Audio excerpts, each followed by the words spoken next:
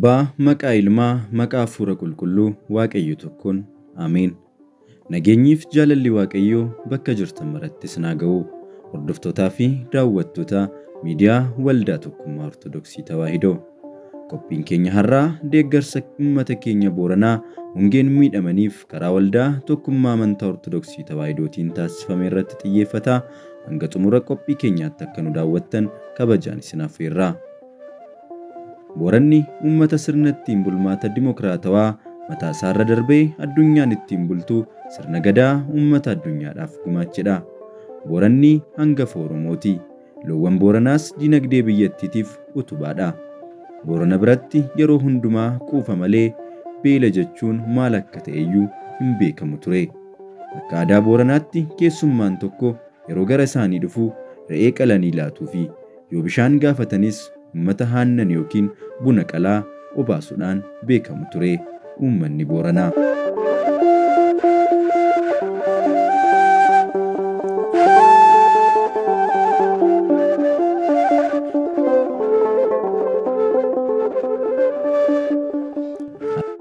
Malee yeroo ammaa kana uummanni kun waan argee hin beekne argaa jira.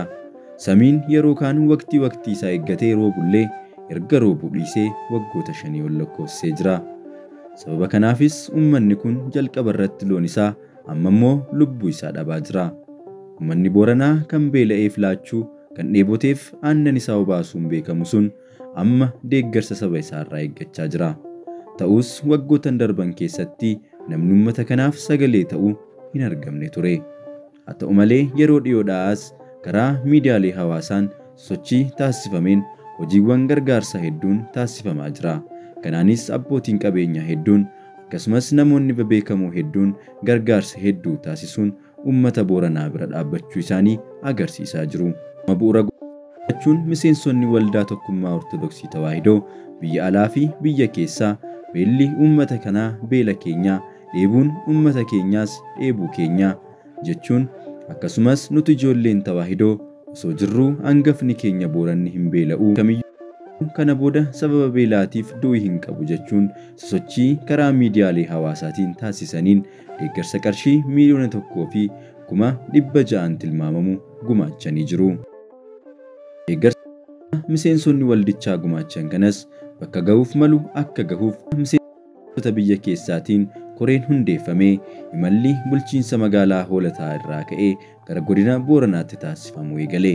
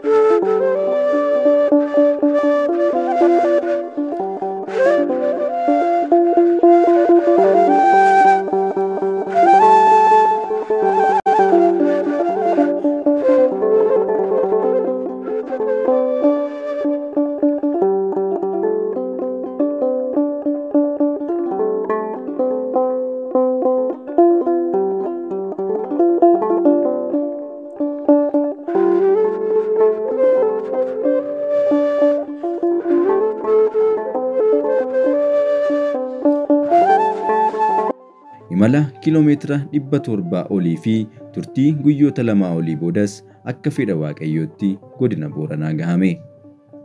Imala taasifamaa ture irratti rakkoowwan hedduun mudatanii turanii, keessattuu deeggarsichi uummata bira akka hin geenye kan godhan hedduunis mudataniiru.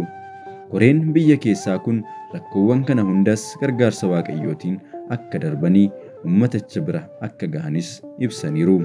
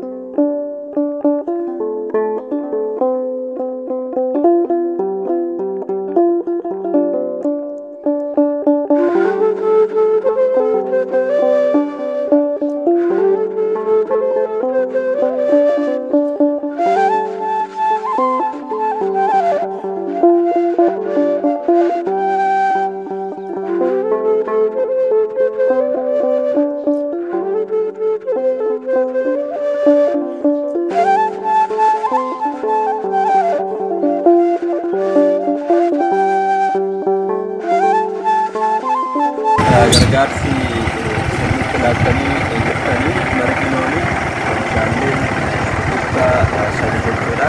Kan sirriitti danda'amee dhufee akkasitti bu'uuf jira jechuudha.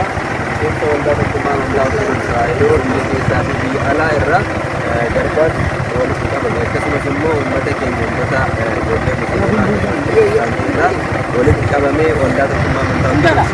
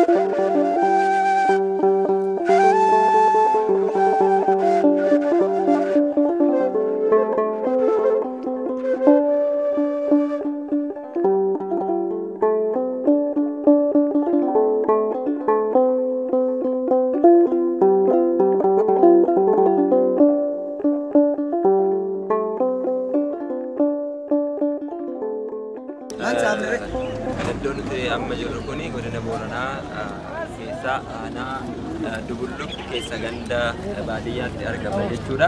Egaa kunoo monkoroonii juusii zayita akkasumas boqqolloo ganda isa kanaaf qoodamee jiru xumurree uummata harkaan geenyeetiin jirra jechuudha. Egaa amma nuti gara biraadha kan nuti deemnu isa kana kunooti. Egaa obboleessa keenya kominikeeshinii godina Booranaa kan iddoo kanatti argaman kunooti isaanitti ilaannee jirra jechuudha. Guddaa galatooma. Hoota namni tokko saampiliif namni jiru.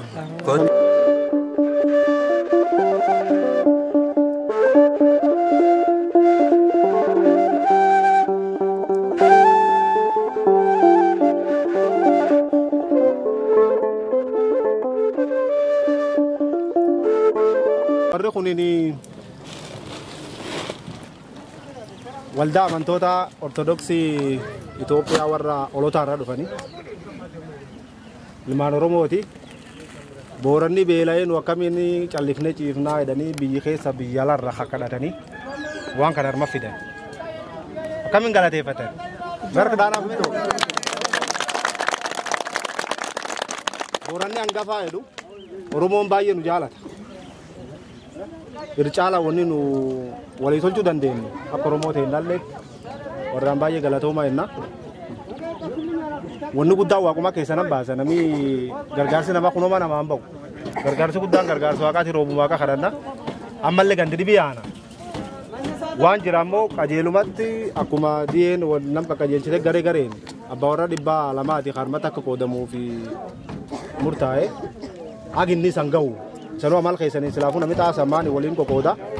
Agi san gahu namni laanumaan naamusaan taa'ee qooda adda dansaa deeggarsa akka biyyaa dhufuu jiru guddaa. Mootummaan warra kan cufu mootummaatti affeera. Hoottaa lammiin tiyyi beeloof ta'edha. Tanaaf warrilleen baay'ee galatoomaa ulfaadhaa jennaani naamusaan laanuma akka qoodatanii ammallee gandi gorsoo gana yaana. Jabaadha. Waaqni sana eeguudha.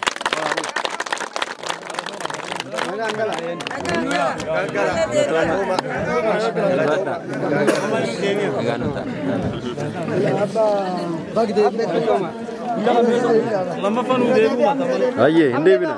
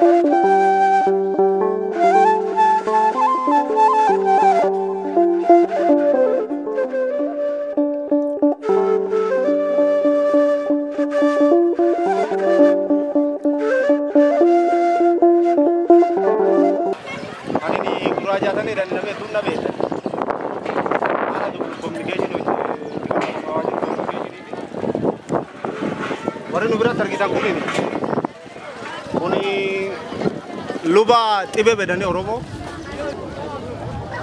laf kiiloomeetira 900 olii irra dhufan laf kiiloomeetira 900 olii hoolota lafeedhaan irra dhufanii ummati Booranaa beela'ee hongeen itti hammaattee rooba waggaa 5 rooba waggaa 4 rooba wal duraa duuba rooba 5 hin arganne beelamtu kee jira horiin irra dhumatee waan nyaatanii bulan hin qabanii dheebuu hin jiranii akka malee rakkoomtuu qabanii jedhanii miidiyaa gubbaatti warri kominikeeshinii waan kan hin beeka feesbuukii kanaan qilleensirraa namni waggaa didhiisa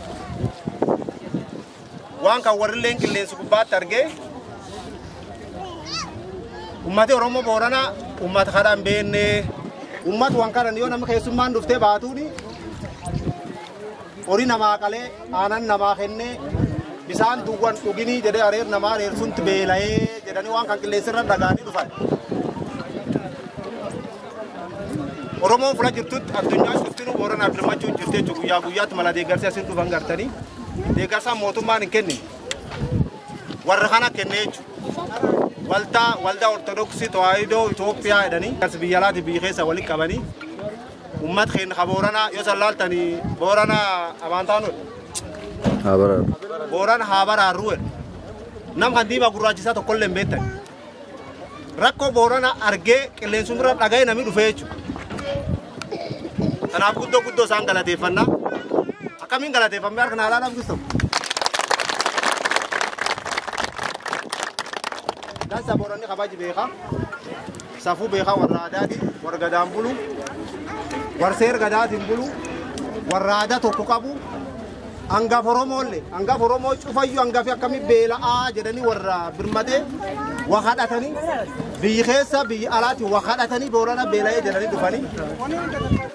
Jamoo obbo Gurraacha Jaatanii kominikeeshinii aanaa Dubluk akkasumas caasaa hojjettoota mootummaa kan taatan kan aanaa kanaa kan ganda kanaa akkasumas waldaa tokkummaa Ortodoksii Tawaahidoo bakka jirtanii ummata Booranaa kana deeggaruudhaaf kan dhuftan cufti keessan akkam jirtan? Babaaroo egaa qoqni keenya kun baay'ee tokkos taanu qoqni keenya tarii walii galuu dandeenya rakkoon hin jiru maalumaafiyyuu guyyaa har'aa kana gara keessan kana dhufuun keenya deeggarsa qabannee raawwanneetu dhufne bujaataniin obbo Gurraacha akkuma dubbatan hawaasni Booranaa bara dheeraadhaaf diinagdee biyya keenyaa utubuudhaan horsiifatee bulee hawaasa jiraatudha. Hawaasni Boorana wallaal hin jiru. Guutuu addunyaa irratti biyyi kun kan beekamudha jechuudha. Haa ta'uti Booranni beela'e jechuun addunyaa hundi beelofte jechuudha. Addunyaa hundi beela'e jechuudha gama birootiin. Nutis kominikeeshinii garaagaraatiin yookaan immoo odeeffannoo miidiyaalee garaagaraatiin waa'ee beela waa'ee rakkachuu waa'ee ongee Booranaa kana dhageenyee ilaallee raawwanneetu gara kana dhufne jechuudha.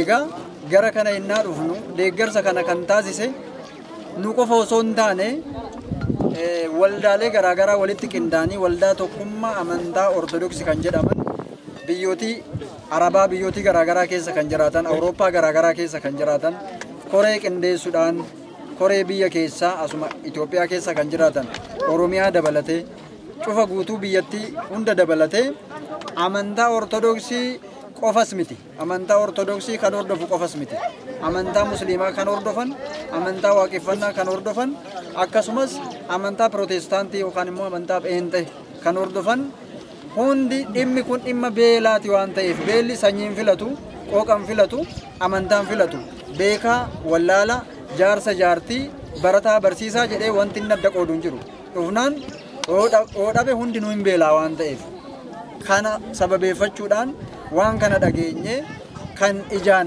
miidiyaatiin argine kana qaamaan dhufnee sin arguu barbaanne amma gaafa qarshii kana walitti onlaayiniidhaan walitti qabnu miliyoona 1,600 oliini. Wanti kun kanas ga'uu danda'a jechuudha. Tiraanspoortii dabalatee yookaan immoo boqqolloo waan hunda dabalatee jechuudha. Gandootii kana lamaan akka qaqqabuuf jecha caasaan keessan yookaan immoo warri koominikeeshinii gurraachi kallattii jiru nutti himanii gandootiin kun gandootiin beela jara jiran yookaan immoo gandootiin rakkoo jala jiran isaan kana jechuudhaan godina Yaabellootti hin buusnu. Qaqqabnee hawaasa keenya ija keenyaan arguu danda'u nurra jiraata. Namoonni maallaqa kanarree walitti qaban gama onlaayiniitiin nu hordofu waan ta'eef. Miidiyaan kun ennaa qilleensarra oolu yookaan immoo taateen guyyaa har'aa kun gaafa qilleensarra oolu in argu waan ta'eef isaan irree akka ijaan argan nuun irree isin waan arguu barbaanneef jecha gara na dhufne jechuudha. Kanaaf sin jaallanna gatii sin jaallannuuf qaama keenya gatii taataniif. Sababni isaa namni qaama guutuu qubni isaa yoo irraa cite lukti isaa yoo irraa cite qaama hirruu jedhama. Oromoo guutuu kan taasise hawaasa kana waan ta'eef hawaasa Booranaati ijaa ta'eef. Kanaaf hundi keenya waloomne tokkummaa jechuun jabina waan ta'eef. Tokkummaa jechuun humna waan ta'eef. Tokkummaa jechuun cimina yookaan immoo jaalala ibsa ijaa ta'eef kaabaa kibba bahaa lixatti addunyaa mararra kan jiru jaalala tokkoo fi yaada tokkoon qalbii tokkoon maallaqa kana kuusee as simbiraan ga'e ijaa ta'eef ammas inni kun marsaa tokkoffaadha. Marsaan lammataatis itti fufa waan ta'eef Booranni hin beela'u. Booranni hin rakkatu. Booranni beela keessaa isin ba'a. Rakkoo keessaa isin ba'a. Barri kunis hin jijjiirama.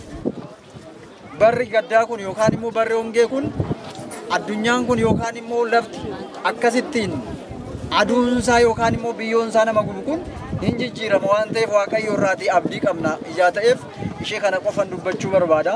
Hundi keessaniyyuu ulfaadhaa galatoomaa isiniin jenna keessattuu warra biyya alaa. Maqaa isaanii tarreessinee itti ba'uu hin dandeenye. Sababni isaa maqaan isaanii baay'eedha ijaa ta'eef. Gara baay'inni isaanii uummata 300 ol kan ta'anidha jechuudha. Kan qabanirraa walitti qabanii qarshii 10, 200, 1,000, 5,000 kaa'atanii raawwataniitu isa kana amma ijaan arguu barbaadu jechuudha. Kanaafuu warra biyya alaa jiran waldaa tokkummaa keessa kan jiran warra biyya alaa jiran warra biyya keessaa koree biyya alaa koree biyya keessaatiin kunoo isinii qaqqabsiisnee jirra. Isinis galata guddaa qabnu bakka jirtan maratti fayyaaf nagasa isiniif haa kennu jechuu barbaanna. Ulfaadhaa galatoomaa horaa deebana. Egaa wanti hin irraanfatamne ogeessiin sagalee uummata keenyaati miti. Sagalee uummata keenyaati. Sagaleen uummata keenyaa OBS hordofuudhaan boolla keessa irree seenu isaan oo barbaadan. Amma manatti hin galle waan samoona kana uffata hin jijjiiranne rakkoo uummata keenyaa gadi bu'anii raawwatanii ilaaluu barbaadu waan ta'eef isaan irree kabaja guddaa galata guddaa nurraa qabu waan ta'eef bakka jiran maratti Waaqayyo humna isaanii ta'ee jabina isaanii ta'ee jaalalaaf tokkummaa hawaasa isaanii ibsaa jiru waan ta'eef isaan irree galata guddaa qabu ulfaadhaa jiraadhaa jedhanii